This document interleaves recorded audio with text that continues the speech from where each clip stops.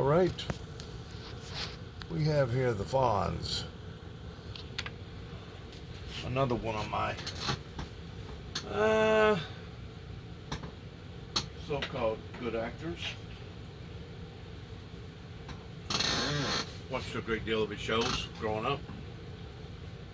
He's got a real good disposition about himself now, and I felt like that because you could feel his heart's content in this interview, that it was worthwhile of documenting and putting on my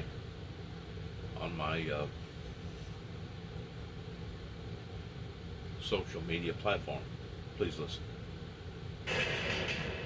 Oh, the sacrifices I make for you. All right, Anne Louise, your prize is coming. Hey! We have known and loved him by so many names over the decades. Back in the 70s, Henry Winkler was the iconic Arthur Fonzarelli, aka Fonzie, on Happy Days. Then there are the countless movies and TV shows, parts like Coach Klein in The Waterboy and Dr. Saperstein in Parks and Rec. Today, he is known as an acting teacher, Gene Cousineau, on HBO's popular series, Barry. Stephanie got a chance to sit down with the legendary award-winning actor, producer, director, and author. Take a look. I am your super fan. I'm so honored that you're here. There's so many things I want to talk about, but I have to start with Gene. Okay. Okay, Gene. This character, he is a washed up, very vain acting teacher. Yes. And Bill Hader chose you for this part. Yes. What do you think about that? It was an amazing thing, because I got a call as I was leaving an estate planning meeting, which I didn't understand at all. And they said, Your Honor... You didn't know what estate planning is? I knew what it was. What are you going to do with your money when you die? Yes. I don't know. And then I got a call that Bill Hader wanted to meet me for an HBO project, and here we are finishing the third season this coming Sunday. What amazes me, not just about this character, it's as though every generation knows you as a different character. I didn't even mention Barry, the defense attorney on Arrested Development. Yes, right. Each of these characters are so different, but these shows have cult-like followings. Right. Like you know iconic. Why? Because if it is not on the page, it's not on the stage. And I have had the pleasure of working with extraordinary writers. And that's where it begins. The writer is the beginning and the end of whatever the entertainment is. But so many of these characters that you've played aren't the starring role. No, they're supporting characters that you've made iconic. How? I'm not sure. Don't give me that. Honest to God. Look, I get a part. I'm so happy. I'm working. And then they write wonderful things that I get to do. I listen to the director, and I go on the journey. Honestly. Do you have a favorite? No, I don't, because everyone that I do, this is it. This is the best thing I've ever done. Oh, look, here it comes. Now I'm doing this. This is the best thing I've ever done. Then gratitude. Gratitude is the beginning and the end of my life. Wow, explain that. I believe in tenacity and gratitude. Gratitude allows you to get where you want to go. The tenacity gets you there. Are you always a positive person? I am mostly a positive person. I would say 98% of the time. There are so many reasons why I wanted to talk to you today, but one of them that hits me personally is dyslexia. Right. I'm dyslexic. 2 of my children are. I didn't know I was until I was an adult. Right.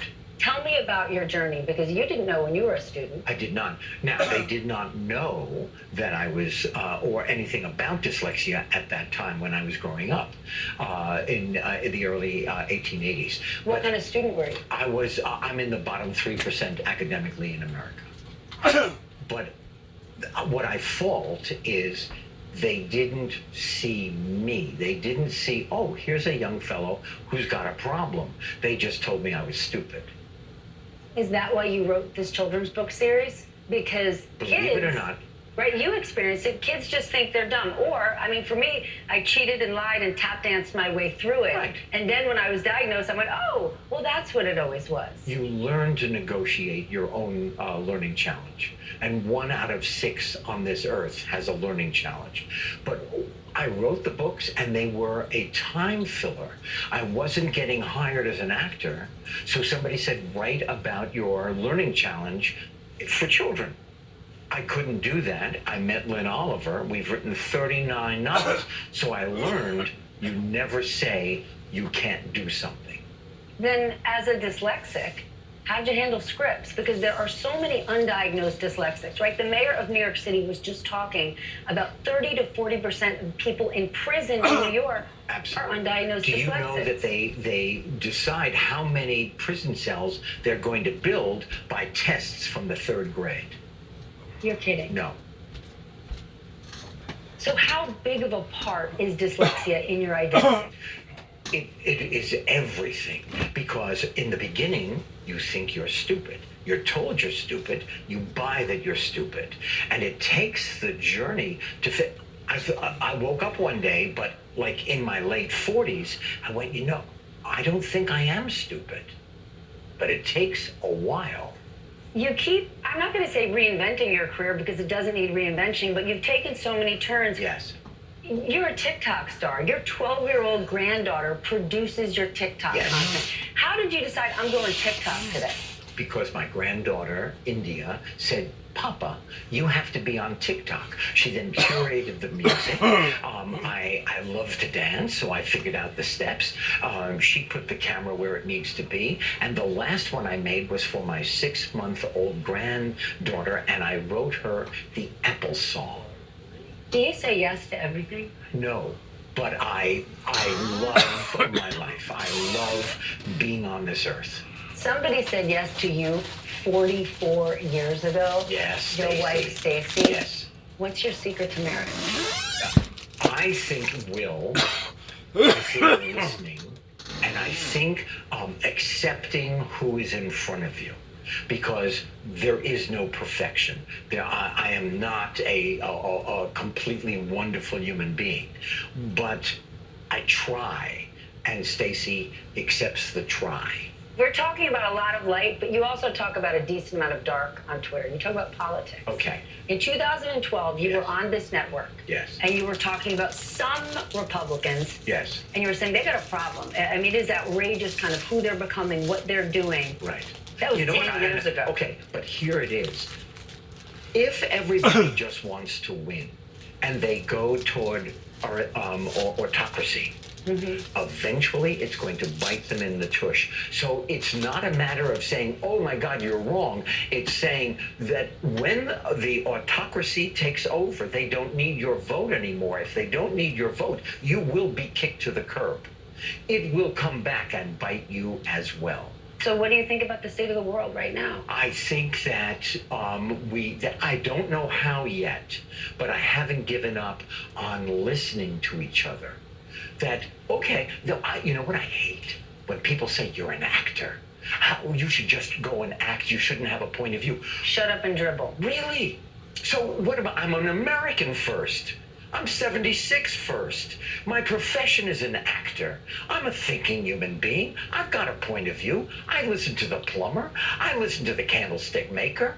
I listen to my butcher. Why shouldn't I have a point of view? So. Then my last question. Okay. What do you want your legacy to be?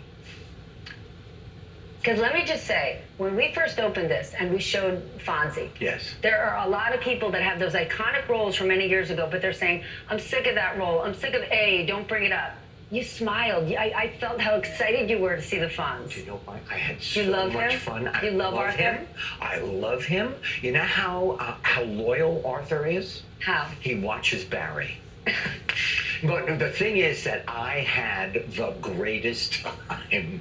Arthur doing that. Fonzarelli watches Barry. Unbelievable. And then gives me notes. Yes. But Does Leather Tuscanero watch with him? She is still rocking all over Europe. I Susie feel that. Quattro. Now, you can't say, you don't talk about the dead. I wasn't crazy about Pinky. Whoa. Yeah. All right, then. We just broke some news there. Yeah. Henry Winkler, thank you for spending time with us. I am so grateful. And as a reminder, the season finale of Barry can be seen this Sunday on HBO. You do not want to miss it. And we're going to have a few more notes about what you'll need to know this weekend. The 11th hour continues.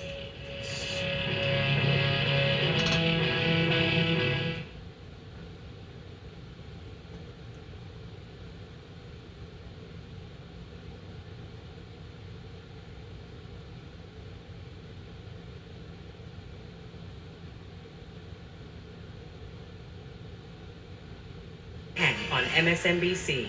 The Republican Party has fully embraced a fraudulent interpretation of the Second Amendment to mean that the founders of this country intended for every 18-year-old in Texas and everyone older than that to be able to buy a 21st century version of a machine gun, an AR-15, and nothing can be done to restrict that right in any way. None of the founders believed anything like that. The Last Word with Lawrence O'Donnell. Weeknights at 10 on MSNBC. When you need brutal honesty. When you need answers first thing in the morning.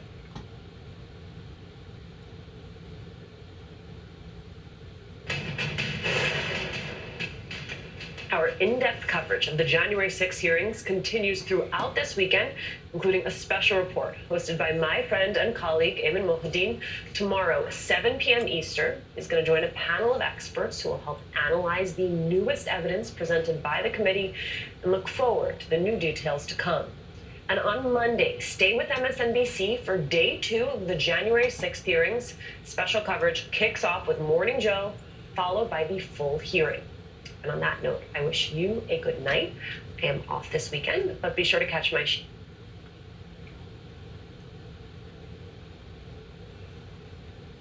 handsome police officer, a young, beautiful wife.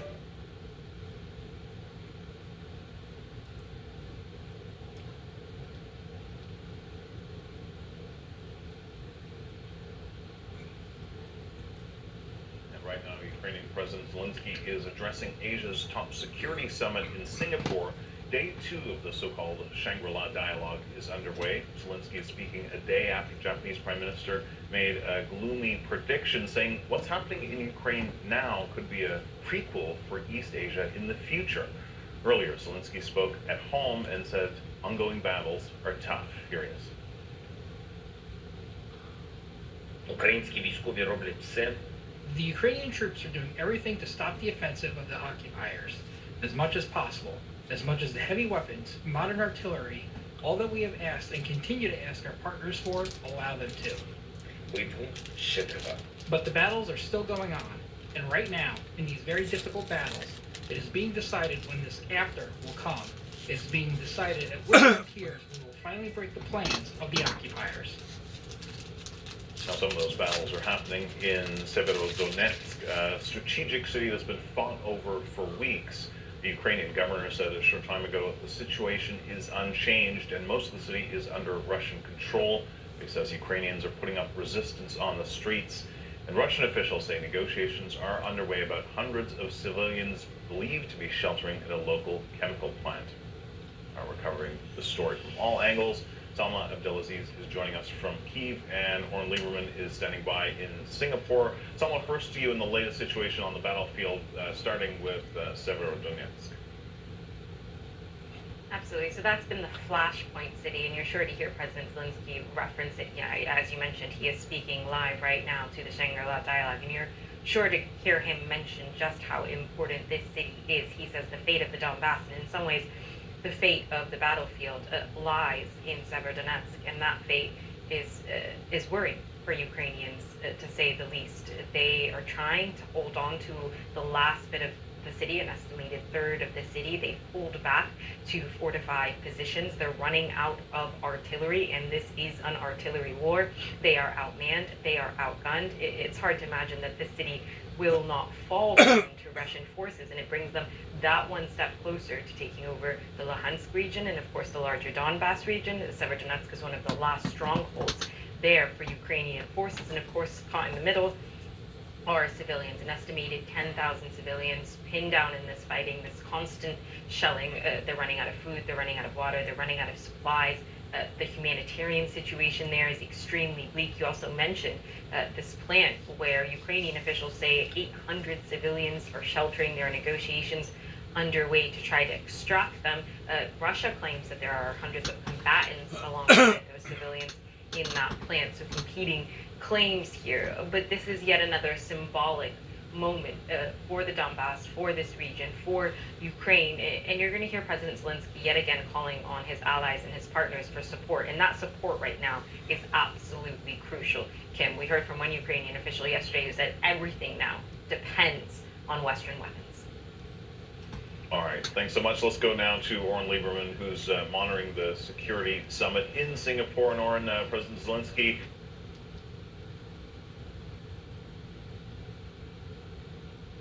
Off for a longer period of time than it had been off in a very long time. Yes, that was a huge piece of evidence because of the timing.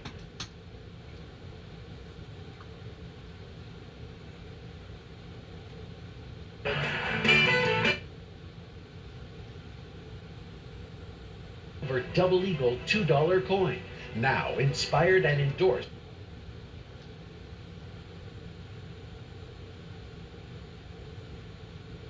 Institutions lending activity in communities of color as compared to other communities, and also will allow us to compare the institutions lending in communities of color to lending by other institutions. So it gives us a line of sight that I think will be meaningful in our understanding, in the institution's understanding, and in the public's understanding of how these institutions are serving these communities. So I think that's quite important. And then also, right now, fair lending violations are a basis for a CRA downgrade. This proposed rule would expand that to include deposit products as well as credit products. So we're broadening the scope of a CRA downgrade if a bank should engage in discriminatory activity. And then third, in terms of drawing assessment areas, any assessment area has to include the entire MSA. It cannot be just a portion, or I should say the entire county, rather than a portion of a county, which is intended, frankly, to allow, to prevent redlining. So, you know, I think these are meaningful things that this rule does to try to address what really was the origin issue for CRA. The only thing I would add is that you had asked about the effect. And I think the hope is that the cumulative effect of everything that Layla and Marty described leads to, because in the racial wealth gap, the two major things, home ownership gap and with small businesses, and you combine that with the transparency, I think the idea is that if this all kind of plays through in the way it's designed, that gap should be addressed through some of this. And I think that that's really, we want to look at the outcomes are the most important. Great.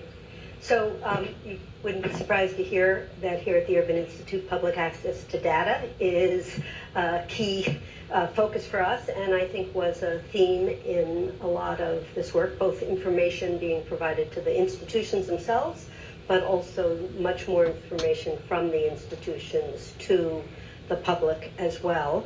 And I'd love to hear you talk a little bit about why you think that information will be helpful, particularly to the communities. And I'm going to ask a twofer question in the interest of time. Also there is going to be a tension maybe between the level of burden. We always hear about the burden on institutions in these reports and planning, and this is an added complexity, no doubt. And at the same time, that burden helps to create the information that can be empowering. So how did you think about those trade-offs? Well, I can start. So we just, I think, all the way through have been very focused on what can we use data to inform in terms of setting thresholds. So we compiled a database for the first time, and that really helped inform the entire structure of the proposed rule. I think that's really important. And we also, in order to provide greater consistency across our agencies, but also greater predictability for banks. Banks want to know, if I make this investment, how much credit will I get? Banks are data driven. They want those dashboards. And so we really see there as being a kind of mutual benefit to the communities and to the banks. Banks get more predictability about what their expectations, but communities also get a better ability to benchmark and say, hey, wait a second, we're not getting the kinds of investments, we're not getting the kind of level of home loans or small business loans that is the national average or the regional average. So we think there's a real benefit here. And of course, we think that by measuring, we'll actually see more investment, more credit, and much greater reach because of the reasons that Marty said earlier. We're going to be measuring in a much larger number of areas. Marty, you deal with a lot of the smaller institutions, community-based institutions. Well, I think we were very sensitive to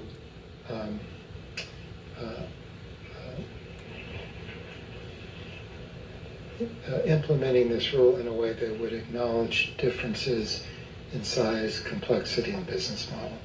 So I think we were particularly attentive to the impact on small institutions and differentiated from the larger institutions. So on the data side, small institutions largely will not have increased data responsibilities.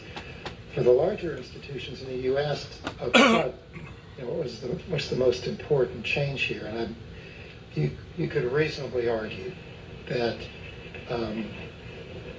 having a data-driven approach to CRA evaluation is as fundamental and transformative a change as anything else in this rulemaking. And I think it'll strengthen the rule, and will have the benefit for both the industry and for community groups, as in regard to greater transparency, greater predictability, and certainty in terms of implementation. And I think that'll enhance the operation of the rule across the board. So it's a big ticket item. So Marty, can I come back to you and talk about the services test for a minute? Your institution thinks a lot about financial inclusivity, trying to draw people into the system. I know that there's a lot of thought went into how this proposal could try to help increase access and usage of basic bank accounts and other types of services. So do you want to just explain a little bit the services test and talk about the thinking there? Sure, and very briefly, two key things. One, the proposed rule will give explicit credit to low-cost or no-cost deposit accounts, which we think is a threshold hurdle in terms of access to the banking system for people who are currently unbanked. And the FDIC sponsors a biannual survey of the unbanked and underbanked. You ask folks, why don't you have a bank account? And the two most common responses, and they're consistent. First response is, well, we don't think we have enough money to warrant an account. Second response is, well, the fees associated with the account. And if you have high fees, it ties directly into feeling like you don't have enough money. And by encouraging banks, and this is, I think, fair to say, broadly supported by the banking industry, in offering low-cost or no-cost basic banking accounts with no or very low minimum balances and low or no fees, particularly no overdraft fees. It really lowers the hurdle and expands the accessibility of the banking system to people who are currently outside. And the other thing I guess worth mentioning is branch location. We give credit to banks that will maintain their branches, and we will give credit to banks that will locate branches in LMI communities. And important not to the branch network particularly for people on the low end of the scale, for minorities, for the elderly. The branch networks still are critically important to exit. So I think worth keeping both of those things in mind. So Mike, you mentioned earlier climate and neighborhood resilience. A lot of the work we do here around this, the climate impacts in low-income communities suggests not only, as you mentioned, are many of the worst impacts on low-income areas, but the planning and resiliency work that you see happening in downtown Miami is not happening in Homestead in the same way because the communities aren't resourced for it. Do you think that in specific and more generally, how do you see this rule being helpful? This is an area, generally the rule's been well received. This is an area where there have been some eyebrows raised about it coming into the CRA analysis. I'd like to hear your thinking. Right, so I'll start off again. We're grounding it in the needs of the community, right? So we want to make sure we're meeting the credit needs of the community, and part of those credit needs is driven by this vulnerability and disproportionate impact that you had mentioned before, which I think is fairly well documented and understood. Two things to highlight. One is, under the existing rule, there is credit given to disaster recovery. There's kind of been a focus on recovery. And here, it's a more explicit focus and shift to preparedness. And so when people say, well, what does that mean? A couple of examples. For instance, in some flood-prone zones, some of those are really like LMI communities are. So efforts to produce flood control, that would quote unquote qualify. Of course, with all the caveats, some things like that would qualify.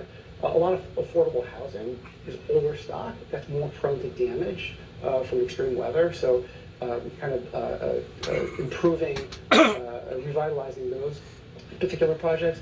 Things like community centers and green spaces for extreme hot, so like cooling centers, warming centers.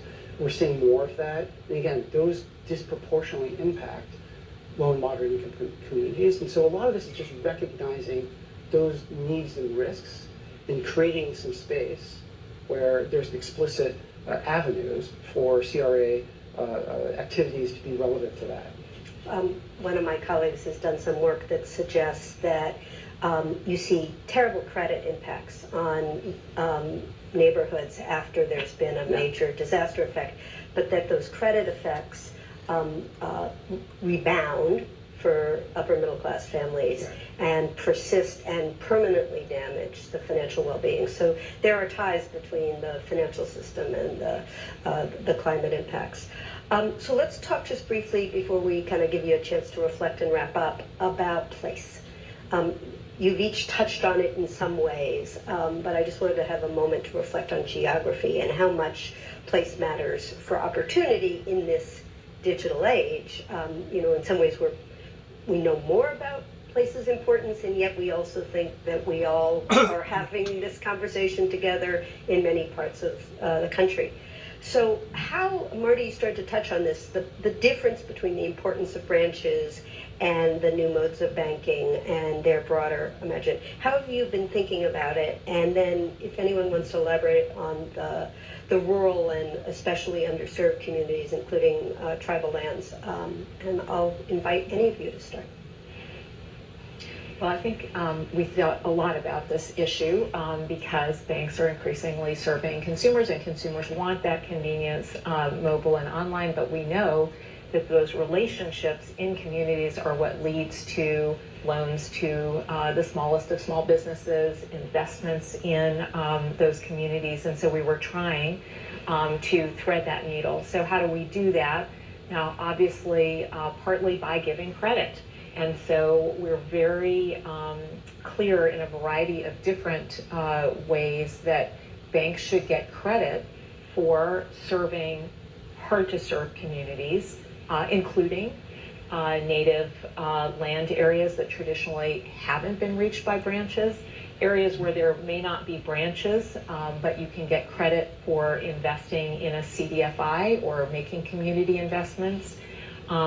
We have a nationwide assessment area for community development for those areas that are persistent poverty areas. There's special credit given for those areas. And in addition to the metrics, which we think are going to add rigor and raise the bar, we also have community engagement and impact factors, which are intended to be qualitative in nature and to involve the community in judging the responsiveness to the local community and the impact, not just the dollar amount of financing, but the actual impact. So there are a host of different ways that we're trying to double down on that original focus, which we think is so important, of serving your community, which is a place-based community. And we're very attentive to rural areas. We have different expectations for volunteer activities in rural areas, for instance, than we do in urban areas, and that is part of the push to get investment into credit deserts. So I would just invite each of you to share a final thought or a final word, and maybe, if you'd like, address the question, what do you want from the rest of the community? What are you hoping that you're going to still learn through this rulemaking process? Obviously, you're very proud of this work. That's shown, and yet I suspect we probably have some further refinements to make. So Marty, why don't you start? Well, we put a tremendous amount of effort. I'm using the royal way. I would start with the staffs, but we put in some time too. And I do think the quality of the product, as I mentioned, is thoughtful and carefully done. That being said, nothing is perfect, and it's a large, complicated rule. So I think we all view the comment period. We provided a 90-day comment period in recognition of the ambitiousness of the proposal. We assume there's a lot there we either didn't get right or may have missed or could be improved. And so the opportunity for an extended comment period to get feedback from all, as it were, the stakeholders of CRA, I think is really going to be essential to the process. And I hope, will put us in a position to get to a final rule that will, if anything, be even more thoughtful and more impactful than the proposed rule. So, it's a terrific opportunity that we have here. I think we've laid a solid foundation with the proposal, and I think the comment period, from my standpoint, will give us an opportunity to make the rule even better. Yeah. So, I would just say that when I travel around with our community affairs folks to communities around the country, it's just palpable that CRA is just part of the oxygen of the ecosystem that supports community development. Whether the Pine Ridge Reservation in South Dakota, when you look at this board of contributors to their housing and small business development project, and you don't see a branch or a bank on there, you realize, oh, well, there are no branches here. And, if there were a branch, you can be sure that that bank would be very invested in that. Same is true in, Hope or Itabena in Mississippi Delta. The best financial institution they have is a CDFI invested by, a bank that did get credit for it.